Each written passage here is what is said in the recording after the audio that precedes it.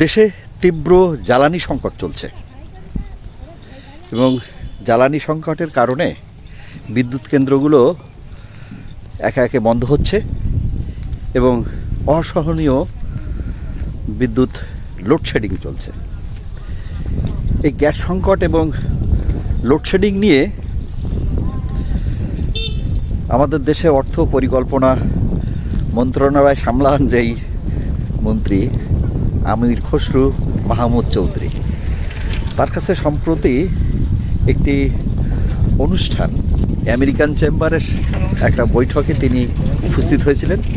সে সময় তাকে সাংবাদিকরা প্রশ্ন করার জবাবে তিনি বললেন যে আমার হাতে কোনো জাদু নেই, এই সংকট নিরসন সহজসাধ্য নয়, ন্যূনতম 2 বছর লাগবে।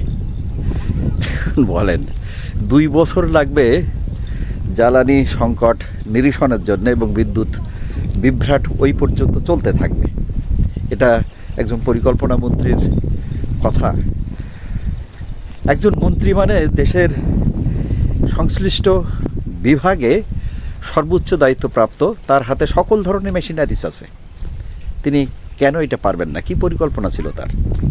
আমরা ইতিমধ্যেই বিভিন্ন গণমাধ্যম সূত্রে জানতে পারছি যে সরকার একটি পরিকল্পনা নিচ্ছে যে জ্বালানি খাত, বিদ্যুৎ সরবরাহ খাত ইত্যাদির মতো গুরুত্বপূর্ণ খাত যেগুলো জাতীয় সম্পদ হিসাবে রাষ্ট্রের পরিচালনায় পরিচালিত হয়, সেগুলো বিরাষ্ট্রীকরণ করবার কথা ভাবা হচ্ছে।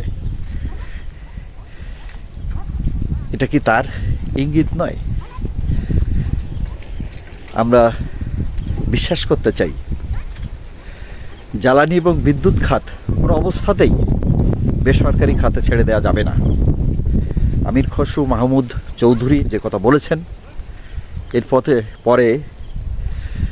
এরপরে তিনি ওই মন্ত্রণালয়ের দায়িত্ব পালন করবার যে অধিকার, সেটা তিনি হারিয়েছেন। জানি তিনি এই দায়িত্ব ছাড়বেন না, তারপরেও উচিত হবে যে তাৎক্ষণিক পরিস্থিতি সামলানোর জন্য উদ্যোগ গ্রহণ করা। সম্মানিত দর্শক, আপনাদের সবাইকে অসংখ্য ধন্যবাদ।